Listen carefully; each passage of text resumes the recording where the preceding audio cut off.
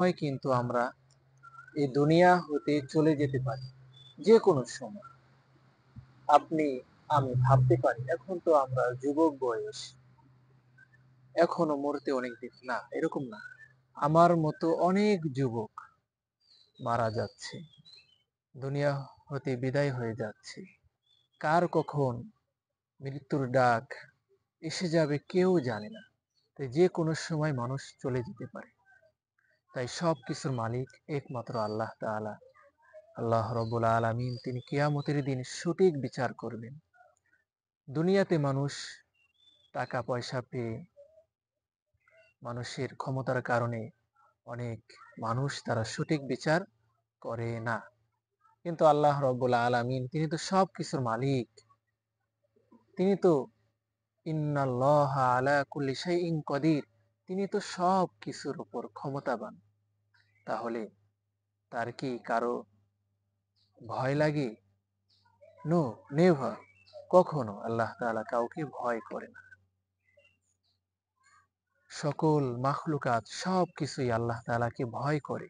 কিন্তু আল্লাহ রাব্বুল আলামিন কাউকে ভয় করে না।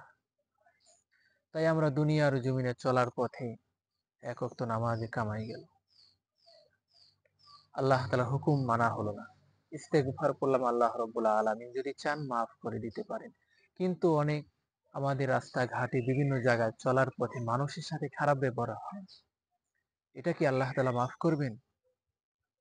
এটা যদি যার সাথে খারাপ ব্যবহার করা হয়েছে সে যদি মনে কষ্ট পেয়ে থাকে, সে যদি মাফ না করে তাহলে মাফ করবে না আল্লাহ রাব্বুল আলামিন, তিনি নিজেও মাফ করবেন না।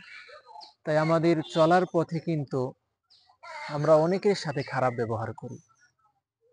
রাস্তাঘাটে একজন হেঁটে যাচ্ছে, আমি দামি একটি বাইক নিয়ে যাচ্ছি, গাড়ি নিয়ে যাচ্ছি, তার নদী পাশে বৃষ্টির পানি রয়েছে, আমি হঠাৎ করে চলে গেলাম সেই বৃষ্টির পানিতে, জামা কাপড় তার নষ্ট হয়ে গেল।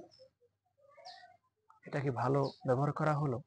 না, ভালো ব্যবহার করা হলো না। সে কিন্তু কষ্ট পেয়েছে। সে যদি মাফ না করে আল্লাহ রাব্বুল আলামিন কি মাফ করবেন? তাই আমাদের করণীয় হলো আমরা অনেকেই যখন কাছে অনেক টাকা থাকে, অনেক ক্ষমতা থাকে, তখন মানুষকে মানুষই মনে করি না। অনেকভাবে মানুষকে কষ্ট দিয়ে থাকি। যেমন অনেক প্রভাবশালী, অনেক বড় সরকারি আইনজীবী, কর্মজীবী, অনেক সময় যে জায়গায় যে ব্যবহারটা করা উচিত নয়, সে জায়গায় সেরকম ব্যবহার করে বসি আমরা। অনেক সময় অনেক মুরব্বীদের সাথে এরকম ব্যবহার করি যে সে অনেক কষ্ট পায়, কিন্তু আপনার ক্ষমতা থাকার কারণে কিন্তু সে কিছু বলে না, কিছু বলে না। সে কিন্তু মনে কষ্ট পায়। মানুষের মনে যে কষ্ট দেয়া যে কত বড় অন্যায়, অনেক বড় অন্যায়। তাই হযরত আবু হুরায়রা রাদিয়াল্লাহু তাআলা আনহু হতে বর্ণিত, রাসূলুল্লাহ সাল্লাল্লাহু আলাইহি ওয়াসাল্লাম তিনি বলেছেন, সাহাবায়ে কেরামদেরকে বললেন, তোমরা কি জানো যে মুফলিস কোন ব্যক্তি? অর্থাৎ দরিদ্র কোন ব্যক্তি? সাহাবায়ে কেরাম তারা বললেন যে আমরা তো জানি যার দিরহাম নাই, আনন্দ করার মতো কোনো উপভোগ নাই, কোনো উপভোগ করার মতো সামগ্রী নাই, তাকেই আমরা দরিদ্র মনে করি। রাসূলুল্লাহ সাল্লাল্লাহু আলাইহি ওয়াসাল্লাম তিনি বললেন, মুফলিস তো ওই ব্যক্তি যে কিয়ামতের দিন নামাজ, যাকাত, রোজা, হজ, ফরজ ইবাদত, ওয়াজিব ইবাদত, সুন্নাত ইবাদত, বিভিন্ন ধরনের দান সদকা ভালো আমল নিয়ে, তার নেকির কাজগুলো নিয়ে সে উপস্থিত হবে। কিন্তু সে অমুকের সাথে খারাপ ব্যবহার করেছিল, অমুককে মিথ্যা মামলা দিয়ে তাকে ঠকিয়ে দিয়েছে, অমুকের জমি সে ক্ষমতা দিয়ে নিয়ে নিয়েছে, অমুক রাস্তা দিয়ে হেঁটে যাচ্ছে, তাকে গাড়ি দিয়ে তাকে তার সাথে ইচ্ছা করে তাকে বাজিয়ে, তার সাথে ইচ্ছা করে তাকে বৃষ্টির পানি দিয়ে তাকে তার কাপড় চোপড় নষ্ট করে দিয়েছে, বা নিজের অনেক ক্ষমতা, নিজে অনেক প্রভাবশালী ব্যক্তি, এ কারণে অনেক কিছু মনে হয় নিজেকে, মানুষকে মানুষই মনে করে না, তাকে অনেক কষ্ট দিয়েছে, বা নিজের অনেক টাকা পয়সা আছে, বা নিজে অনেক বড় একজন সরকারের আইনজীবী কর্মকর্তা। এ কারণে মানুষের সাথে যেভাবে ব্যবহার করা উচিত সেভাবে ব্যবহার না করে অনেক কষ্ট দিয়েছে।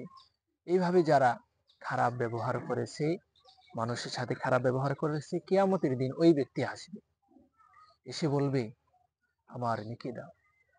তখন তো আর আপনি খারাপ ব্যবহার করে দিলেন শোধবোধ তো হবে না, সে নেকি নিয়ে যাবে। আবার আর এক ব্যক্তি আসবে, তার মিথ্যা মামলা দিয়ে তার সম্পদ নিয়েছিলেন আপনি, সে আসবে, সে আপনার কাছে নেকি নিয়ে যাবে।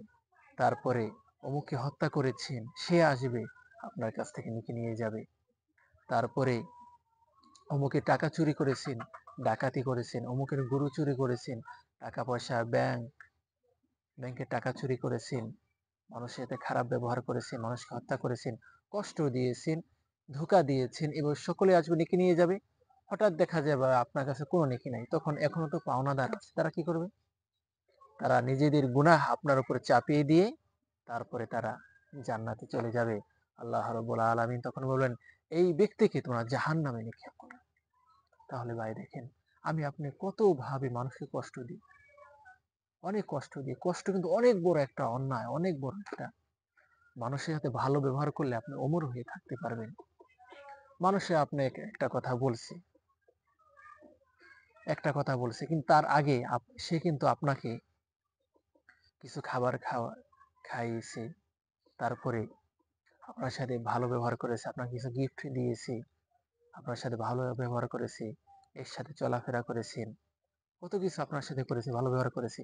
আর সামান্য একটা খারাপ ব্যবহার করছে, এই কারণে আপনি তাকে মারবেন, হত্যা করে ফেলবেন, তাকে জেলখানা ঢুকিয়ে দিবেন না, এরকম না। এখন আপনার সাথে একটু কথা কাটাকাটি হয়েছে, পরে তো আবার ভালো ব্যবহার করবে, কিন্তু একটা খারাপ ব্যবহার করেছে, ইতিপূর্বে তো অনেক ভালো ব্যবহার তার আছে, ওইদিকে তাকিয়ে তাকে মাফ করে দেন, তাকে খারাপ মনে করেন না। এভাবে অনেক সময় রাগ উঠে যায়, রাগকে দমন করতে হবে। রাগ আসে শয়তান থেকে। আপনি তখন যখন রাগ চলে আসে, উজু করবেন, দাঁড়ানো থাকলে বসে পড়বেন, বসে থাকলে শুয়ে পড়বেন, এভাবে উজু করবেন, রাগ দমন করবেন। অগদিবা মিনাশ শাইতান, রাগ আসে শয়তান থেকে, গজব আসে শয়তান থেকে, রাগ আসে শয়তান থেকে। তাই আমাদেরকে কুরআন এবং সুন্নাহ অনুযায়ী আমল করতে হবে, কুরআন অনুযায়ী চলতে হবে, কাউকে ভাই কষ্ট দেবেন না। কেউ যদি কষ্ট দিয়েও থাকে তারপরও তাকে মাফ করে দিবেন। আসুন আমরা সবাই উত্তম আচরণ করি, উত্তম ব্যবহার করি, আমাদের আখলাককে, আমাদের ব্যবহারকে, আমাদের মনকে, আমাদের সবকিছু ভালো ব্যবহার দিয়ে মানুষের সাথে ভালো ব্যবহার করি।